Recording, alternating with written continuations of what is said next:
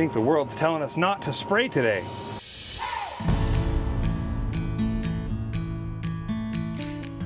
Hello, welcome to another episode of HurstBrandFarms. We're spraying today on the farm. Let me show you what we got going on. We've got a just simple 3-point backpack sprayer, whatever you want to call it. Sits on the back of the tractor, and yeah, we're gonna spray corn. That's what we're gonna do. Hopefully, it's a little bit of a storm, it looks like, possibly rolling in. This time of year, we don't get a lot of rain in this area, but this time of year, we'll get like these little afternoon thunder bursts, thunder clouds, micro bursts, and whatever you want to call them. Anyways, we're gonna try to hurry. Hopefully we don't have a storm coming. We gotta load up a tank, and I've gotta do some math. Actually, here, let's show you what I do for my math here. So we are doing a mix of Roundup, water, it's called herbicide activator, water conditioning agent. It's a surfactant. It helps our water for the right pH levels to be more effective as we spray, because you never know what kind of water you're getting.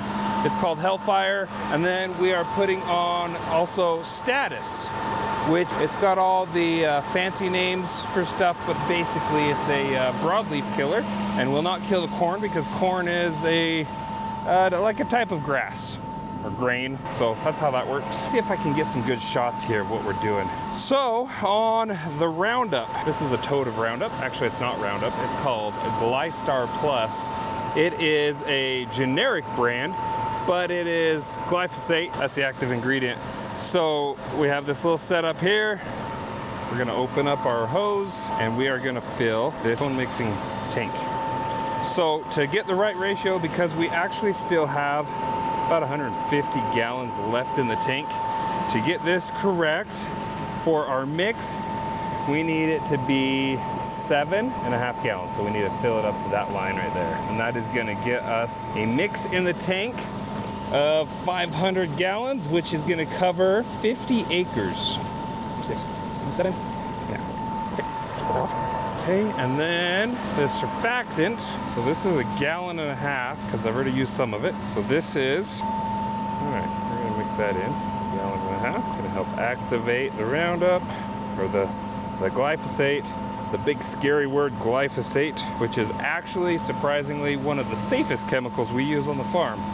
The spraying on any farm, and it doesn't even matter. It doesn't even matter what kind of chemical we spray. It tends to get a bad rap. Like, people just tend to be scared. I get it. Everything's scary if you don't know what it is, especially if you don't know how to pronounce certain words. You know, we're kind of in a weird food revolution right now. I got thoughts on it, but I don't have them all gathered up, so I'm not gonna say a whole lot yet. All right, so next thing we're gonna do is we're gonna put in some Status. Now, Status is a dry mix, so it's a little bit harder. Now, this we need actually a full container of this. We need 7 pounds to mix in. Sometimes it kind of struggles to mix in. It was plugging my filter the other day, so we gotta make sure we run our agitator in the tank. Okay, that is our mix.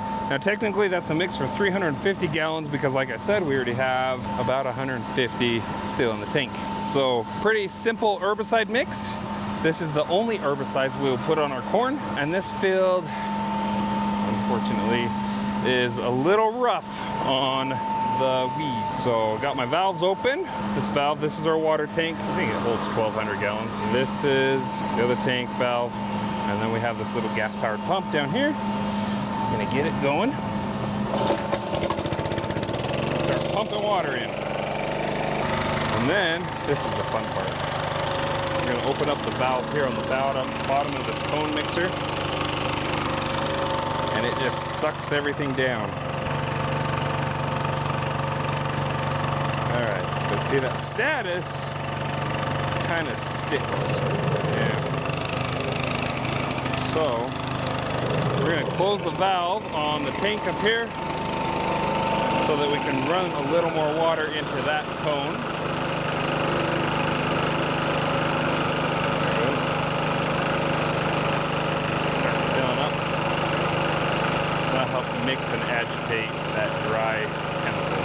Some of you might be saying, should you be wearing gloves? Yeah, you probably should. Always the scary thing about doing something with chemical on the farm is the reactions I might get from other farmers or other viewers. Now, as I said before, all this chemical that we're using is actually very, very stable, very safe. Our tank is full. We're ready to go spray. We might be cut short today on our spraying with the wind. I like to make sure that when we spray, we are... GPS issues. Why are we having GPS issues? I think the world's telling us not to spray today. So, my dad's farm bought some newer tractors this year. And man, I don't know what's going on. I don't know why we're having issues. Well, I know part of it. Part of it is just new equipment, new to us, unknowing, right? But we've had some random issues with getting GPSs to communicate to other things. So this is the GPS screen, and that GPS screen, oh come on gimbal, is connected to this black box here, which is basically the computer internals, to my understanding. I could be wrong, but that's my understanding. And then those cables are connected to antennas and things like that up on the roof. Also, we have a base station that is, you can't see it here, but it's up on top of the hill over here. But we're gonna try it again. I don't know what's going on. All right, let's unfold our boom. So our sprayer is nothing real fancy. It is nice. I mean, it does a good job. It's only 66 feet wide. Fold that boom. And so we cover 36 rows at a time because our sugar beet and our corn is spaced at 22-inch spacing rows. Ooh, yeah, look at that. That ain't good. That's a lot of weeds. Weed pressure is thick. Part of the reason the weed pressure is so thick is we had manure spread on this field last fall, and with manure comes a little heavier weed pressure quite often. I'm gonna see if I can get this GPS set up. I don't know what's going on. I don't know why it's not connecting. We don't have power for some reason. Well, if all else fails, turn off the tractor and restart it, I guess. Well, the old restart deal worked. Good old restart. So we're gonna set up the GPS. So because this is a newer system, we gotta set up a new field. Now I could transfer data from the other tractors, I think, but yeah, I'm not tech savvy. Also, I can't type and talk at the same time, apparently. Okay, so we're all set up. Okay, so we're gonna do the outside of the field. We're gonna do the borders here. And then once I get going, I'm going to tell you about some of the technology we have in the tractor set up for the sprayer specifically, and how we use that and why it's a good thing. So I'm gonna go do some rounds here, get our GPS set up, get some lines set up so that I can let auto steer go and then tell you what's going on. So I've now sprayed around the whole field, all the edges. See it on the GPS, but the yellow marks are where I sprayed. It's kind of we call it painting. So I'm gonna get on my phone and I'm gonna move pivots around. So I sprayed next to a bunch of pivots. I did not spray under them. So this is kind of a map of some of our fields, and I sprayed next to these little pivots here. And so what I'm gonna do is I'm gonna turn the water off. I'm gonna go at 100%, and then I'm gonna make sure that it's not gonna reverse, and it's not. And so that will move that pivot out of the way from where I sprayed so that I can spray under where it was. Check there, it says it applied. Forgive the cracked phone screen. Tell that it's cracked, but I smashed it the other. Okay, we're gonna do the same for this one up here on the top. I'm gonna go 100%. Get out of the way as fast as possible. That's a different option menu than what I'm used to. And it is a newer pivot, maybe that's why. I don't know. Anyways, but it is so nice that I have that option. So cool. So cool that I can do so much from the phone. Okay, and then as far as the bigger pivot, you see those are green, so that means they're moving. Bigger pivot will get going in a little bit. I gotta make one more pass, actually a couple more passes next to it because it's so much bigger. It takes a lot longer to move out of the way. So let's get to spraying. Got our AB line set up. Let's go. Okay, let's talk about the technology we have here in the cab of the tractor. So obviously we have our GPS set up. That is giving us an accurate reading of speed, and then also a coverage map showing us where we have sprayed so that we're not overlapping. It's wonderful. It's also keeping us down the row, so I'm hands-free and I can make a video. It's great. Next we have, and now this is fairly primitive technology, but it's still good technology. Now this is a Raven rate controller. Also, it's got some section control on it because we have 3 sections on this boom. Each one covers 12 rows. And so, like I said earlier, 66 feet, 36 rows. So each section covers 12 rows. And I can shut off those sections individually right here. The next thing this thing does is I have a hydraulic pump running from the hydraulic lever right here. It's tied in the hydraulics in the back. And it is pumping the chemical through. Now this is a rate controller, so it is controlling the rate at which the chemical comes out. Now, this controller is tied into the GPS, and it is receiving speed. Let's take off my glasses so I can see. Maybe you can see that too. I don't know if you can read this, but speed right there, 5.3, 5.1, 5.2. It's basing it off the speed given from the GPS. And so that speed is calculated into the rate controller, and it's figuring up how many gallons per acre and how fast and how much flow to do and everything like that. All it's just doing it automatically with a little valve in there adjusting on the fly, so that we don't overspray or underspray on our field. It's amazing. It's actually very accurate. So we got a 500-gallon tank. Our rate is 10 gallons per acre, and it's surprising how accurate. I mean, we come out at 50 acres every time when using this. It's wonderful. Technology is wonderful. Now the newer stuff, yeah, obviously it's a lot better. That's why I say this is primitive technology, but it's still good technology. It's still getting us a very precise application. So, and then we got our sprayer back here, 3-point mounted. So the spray boom is up here in front of the tank, down below. It's hard to see. Let's switch the camera and go over here. Maybe you can see a little bit of the chemical coming out. Maybe not. Yeah, a little bit. So that's spraying in a nutshell. Pretty simple, pretty easy, laid back.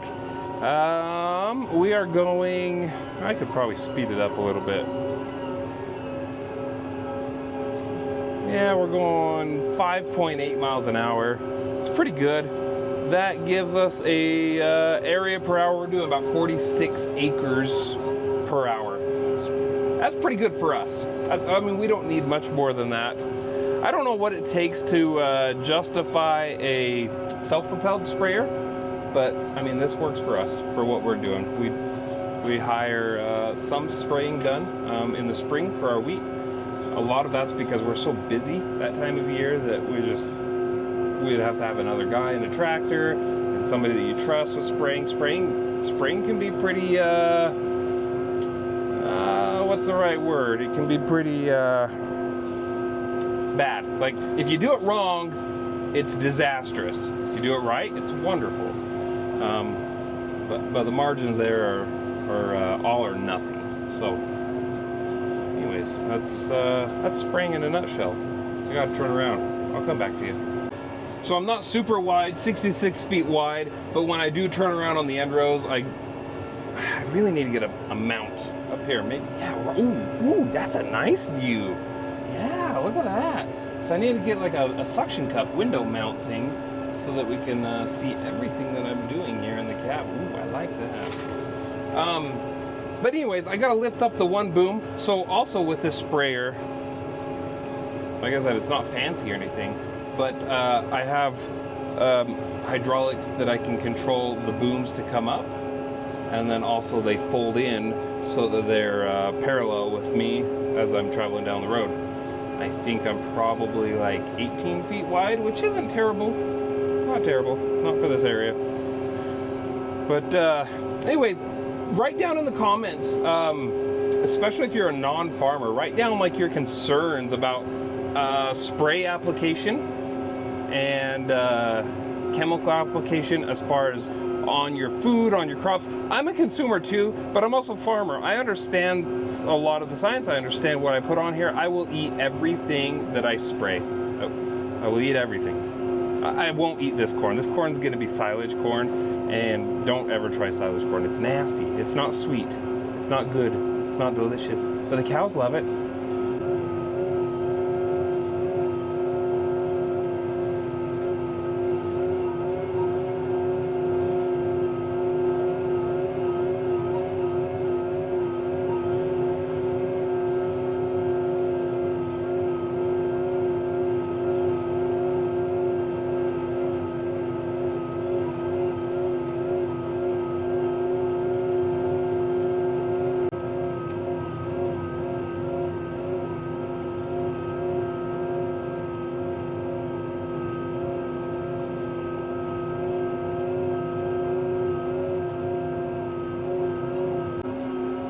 Okay, I'm gonna attempt to film and turn. So this one's a little bit... Okay, turn off the boom. Lift up on that end. Don't hit the power pole. There we go. Okay, and because we had to turn short for the power pole, I'm gonna have to get on the AB line and then back up so that I don't skip anything. Back up a little bit.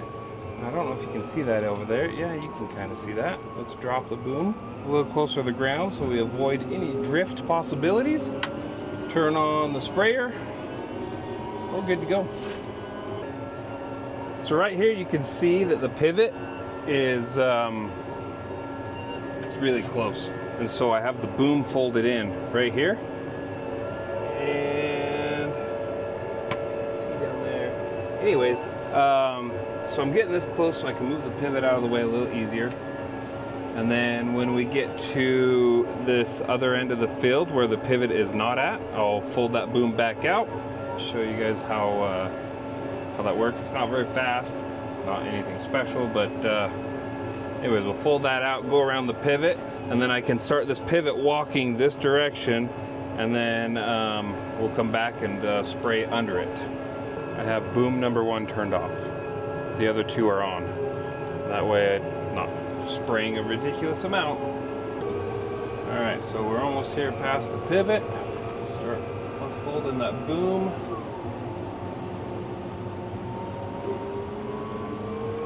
And then turn on the switch. We're off to the races again. Well, we finished spraying. And I came into the farmyard to spray some weeds here, and I broke it. So what happened was I caught something with the end of the boom. It was like we got this pile of trees and shrubs and stuff, and I thought that this was gonna go over it because I had it lifted up in the air, and it caught out here, and when it catches clear out here, that's 22 feet roughly of leverage, and it just ripped it out. It's not that big of a deal. So we're gonna, I already took the grinder to it a little bit, wire wheel, so it's just cleaned up, and we're gonna just weld it back together. So there's the ram. Okay, so it's not that big of a deal, thank goodness, because I finished spraying, and I've done this before on the other side. I caught a tree or something on the edge of the field and didn't react quick enough, and I caught it, so this boom does have breakaways on the end, which should fold back and break away, but I caught it right in front of the breakaway. So anyways, I'm gonna go get the hammer. Wait, maybe this will fit. I'm trying to put it back in the hole that it came out of so that it will weld up nicer. Yeah, I might need to use a grinder and get that hole opened up a little more. So the grinder doesn't fit very well, so we're going to use this. Is that a die grinder? I think it's a die grinder.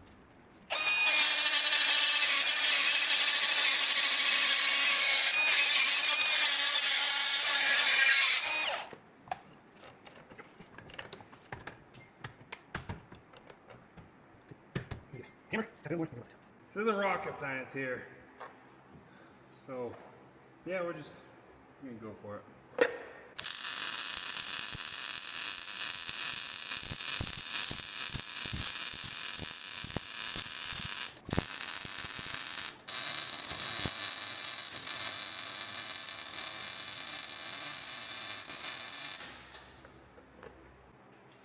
Well, it's not pretty, but it's gonna work.